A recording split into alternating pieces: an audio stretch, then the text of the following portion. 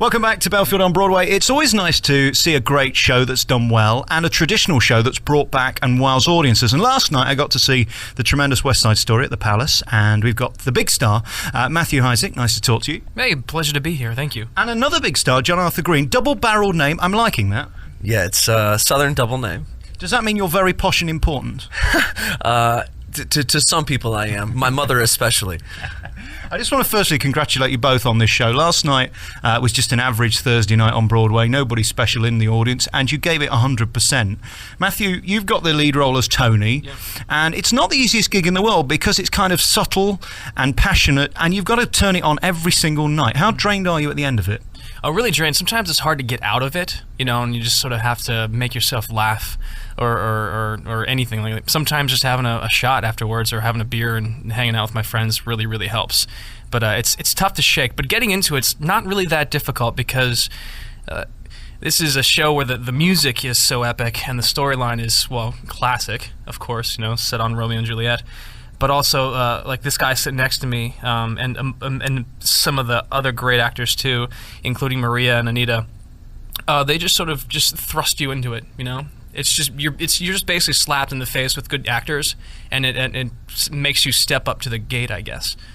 I think we've got to admit this is the second most depressing story after Les Miserables, John. I mean, this is not a show where you're going to come out singing and dancing and saying this is a wonderful thing. The only optimism in it is the way it's staged and the dancing and the passion, because without that, it really would be depressing, wouldn't it?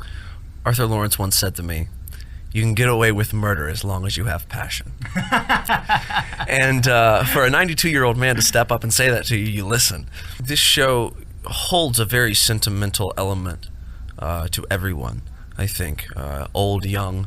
It's a timeless classic, and it really can play to any audience, any race, any creed, any denomination of religion, anything. Anybody can enjoy this show because it is timeless, and I think that's why I continue to keep doing it. And you've been doing it like 4 years now, haven't you? Just about 4 years. That's pathetic. Can't you get another gig somewhere? I've been trying, man. I've been working on it, but it just doesn't seem to come. No, West Side's kind of just fallen into my lap, and it's a show that I've grown up with. I've become a man doing this show. I need to talk to you about this, Matthew, because I watched it last night, and frankly, I came away feeling very inadequate because the lady falls for you, and you're very manly, and you've got the great voice, and here's me, deeply unattractive, and really never experiencing anything you go through in this play. Not so good, really. So what's the question? Well, no, I just wanted to tell you. There's no question. What I'm trying to tell you about this is that you fall in love every night, and that's not easy to do. How do you keep it fresh and manage to make me believe that you really are into her every single night, 8 times a week?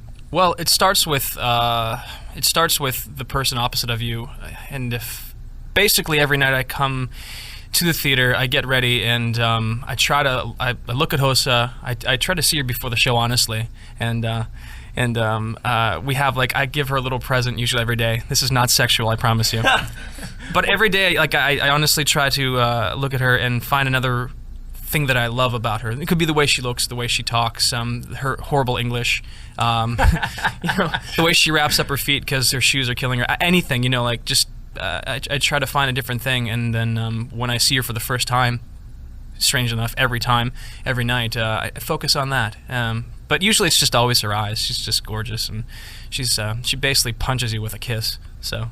She is delicious, and there's no doubting that. We couldn't talk to her on the programme because she's not good enough to do an interview in terms of her English, because they literally searched the world for the best Maria, and they found her, didn't they? Yes. This is a funny story. Actually, I was there at her audition, her first and only audition for Maria. It was one of the situations where someone walks into the room, and I happen to be behind the table with the director, the assistant director, and the producers and the music director, and she walked in the room, and it was in this white dress. And I looked down the aisle of all these men, and I looked back at her, and I said, Jesus, she's got it. If she can fall on a note and put one leg in front of the other, then she's got this role. Then she opened up her mouth, and she has this beautiful operatic voice. And look, all these are more reasons why it's easy to fall in love with her every night. And as for the music itself, the good thing is we know almost every song in this show. What's your favourite? It'd have to be Cool. It's the number that is between Riff and the gang, and I get to suppress the rage of my boys who are ready to fight and kill anybody that I tell them to, and we've got to keep that suppressed and keep that down, and keep that rage intact, but so that nobody becomes a loose cannon and actually kills somebody. All right, we'll come back next with the stars of West Side Story. We're back with the stars of West Side Story. We've got Matthew and John talking about their lives and career now. Let's start with you then, because you've been with this, John, for 4 years, and you've toured the world with it. I have. I've been very lucky, and I wouldn't trade anything, to be doing this show on tour and this show on Broadway and being able to represent West Side Story in whichever way I can possible. And tell us some of the countries you've been to. I was in Germany, I was in London, at the Sadler's Wells in the West End. I was in Paris, I was in Greece, they were in La Scala. But this tour has been everywhere. It's been to Japan, it's been to Egypt. It's a very big tour. And Matthew, you weren't good enough to go on tour? I was actually not gonna. I never auditioned for the tour. I would have loved to go on tour because I actually have never been to Europe. I've been all over Asia and all over the States, Canada, Central America, but I have not yet been to Europe. So I wish I could have done that. I was actually working on another show at that point. Knocking it out of the park every night can't be easy because, let's face it, it's the same show. And this is particularly high energy. There's a lot of dance routines that are just relentless. How physically fit do you have to be to get on stage every night? John's a better person to ask about this because he actually dances his ass off every night. Is that a technical term? Technically speaking, yes. He dances his hiney off. And, so let's ask you then, how is it to get through the show? Wow. It's a beast. It's a workout, it really is challenging, and it's not only physically challenging, it's emotionally and spiritually challenging. I mean, sometimes we pray that we get through this show, and all of us cross-train, as I call it.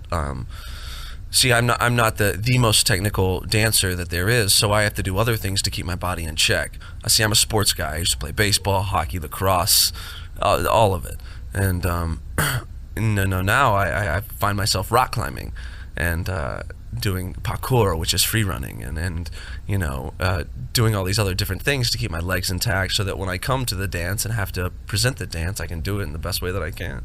But he really knocks it out of the park, and I take my hat off to every single one of the dancers, especially John, because everybody in the show, honestly, is injured. They're injured always. They're always performing on some sort of injury, whether it be a sprain, whether it just be a bad bruise, a hairline fracture, cracked ribs, just basically bloodied and bruised, but they keep pushing forward until, they fall to pieces and then just shove them off stage, I guess. Well, it's a mentality, too. I mean, with this show, you can get away with screaming in the middle of a number. You just can. Jerome Robbins choreographed it for the Jets brilliantly. And Peter Gennaro, who choreographed for the Sharks, did his job to a T, And so these choreographers made it possible for the acting to come to fruition and to come to the front and be the main thing that, puts us into this magical world of theater. This world where we can come and find something new and be something different for just an hour and a half, 2.5 hours, 20 minutes. It doesn't matter. If I can take somebody out of their world and bring them into mine, then I've done my job. And, this guy singing Maria every night is something just to die for. Yes, he gives me notes every night, though. Yeah, well, everybody's got an opinion. Everybody's a critic, aren't they? Yeah. All right, we're going to come back next and ask you, what does it feel like when you're stood centre stage with that pin focus right on you and you have to sing this number? We're back on Belfield on Broadway talking to the two stars of West Side Story, who both in their own right, in very different ways, steal the show. Vocally, there's no question you steal the show because you've got the big numbers. You are the star of it that everybody has to fall in love with, whether they be man, woman or whatever, because you've got to get the girl. When it's all on you and the song we just heard or any of your big numbers, and you know that if for the next 3 minutes you don't perform, we're going to notice, how do you handle that pressure? It's funny. I think the pressure sort of gets left before the show starts. There's something calming about being on the Palace stage performing this number. one end, at one hand, it's so much bigger than you, and it can be very intimidating. Like, how can I rise to this occasion to support a beautiful score and a written vocal line? And then on the other hand, it's incredibly empowering because you get on stage and you're like, well, I have one of the greatest scores ever, and I have an amazing 30-piece orchestra, and I have some of the best words written for a musical underneath me, and libretto. So how can I really it up? How can I really mess it up? You can mess it up, but I think if you focus on the fact that, well, I have all these things that are supporting me, all I got to do is just basically put myself into it, do my best. And sometimes, you mentioned earlier, you have to knock it out of the park every night. Sometimes you don't knock it out of the park, but if you're really, really, really focused on trying to hit that ball out of the park, it doesn't matter if it goes all the way out or if it just goes to right center. If you're really working, people will go along with the ride. They will just go along with the ride. Were you born singing? Because there's such a natural tone to your voice and a warmth to it. I can't imagine you can be trained to sing like that. Well, I'm Welsh, so we're supposed to be the singing people. Well, there's you, Tom Jones, and Shirley Bassey, isn't there? Yeah. I'm a little taller than Tommy Jones. I'd love to meet him, though.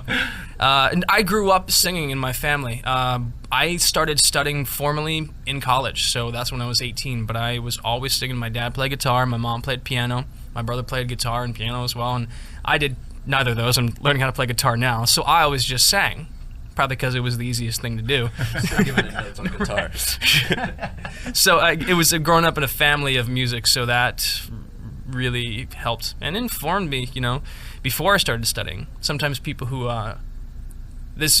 everybody has a different journey, but I find sometimes people who start with a very rigid core of training have a hard time breaking out into different styles, And of course, we're here right in the centre of Broadway in Times Square, and there's a McDonald's on every corner. You have to be delicious. You can't be a clinically obese Tony. How do you handle that?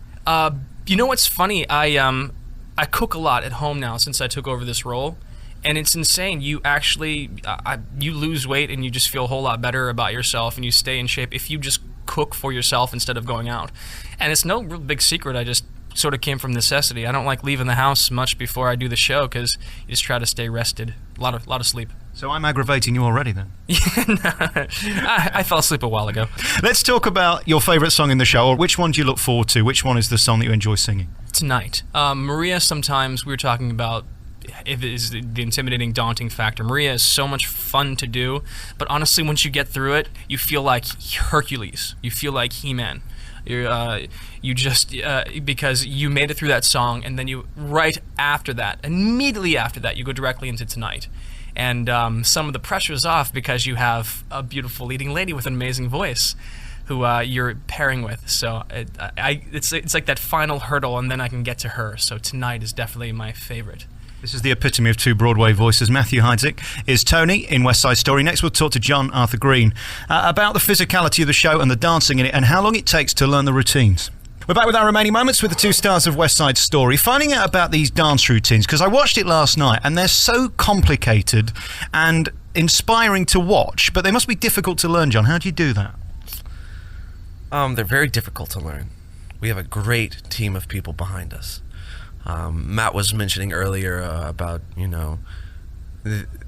any role can become easier to do if you have a great cast and a great group of people behind you supporting, picking up the slack, and, really moving you forward. And our choreographers and our assistant choreographers and our, associate directors and our directors and our production staff, everybody on the production staff makes our life easier. So to dance this role technically is a pain in the butt, as Matt said earlier, but I'm putting it more gently. But to learn it and to do it are two different things, and the acting ability that comes after you learn it. They break it down very easily. We do the steps, and then we put the intention behind the steps, and then we put it on its feet. It's a big challenge, but it's a hurdle that all of us are willing to accept. I'm sorry, I'm asking. I don't even know. How long did it take you to learn the choreography initially? For me, it took I had 2 weeks to learn it. The entire show, I had 2 weeks to learn. And one week we did choreography, and 1 week we did the scenes. We blocked the scenes. And the next week, we put everything on its feet. So we had a 3-week rehearsal period, not for the Broadway show, but for the first time that I learned this choreography. We had a 3-week rehearsal process to put the show on its feet, get it done, and to tech it, and before we put it on, Matthew, I'm actually thinking you're quite pathetic. All you've got to do is sing and act. He's got to do the hard work, really. I got the easiest job, man. I just stand back and laugh at these guys. You really ought to be working for NASA or something. You're too bright to be in a musical. I mean, I wouldn't say that, but, I am working on Broadway. Congratulations to both of you. I think this is a tremendous show. It's one of the best I've seen this year, and in a long time, really. The energy you give is so inspiring because it's so easy to just turn up and take your money, but they don't seem to do that as much on Broadway as they do in the West End. Is that because too many people are watching and there's too many people wanting your gig? I think that it has nothing to do with that, ultimately. I ultimately think that we love what we do, and we show up because we care. And it's that simple. We show up because we care. We care about our job. We care about changing the world. Even if it's in our piece of the world, we just want to change it. We want something to be better. This show is tremendous. It's on at the Palace. Matthew, thank you so much for talking to me. You're a true star and a God-given talent. And for you, physically dancing, well, it's just your thing. And I'm still deciding who's the best out of you. I can't decide. I don't think there's any question. I think it's both of us. I think I'll take him. I'll claim him. Let's hit the dance floor. Let's go to the disco. Thank you, guys. Thank you very much.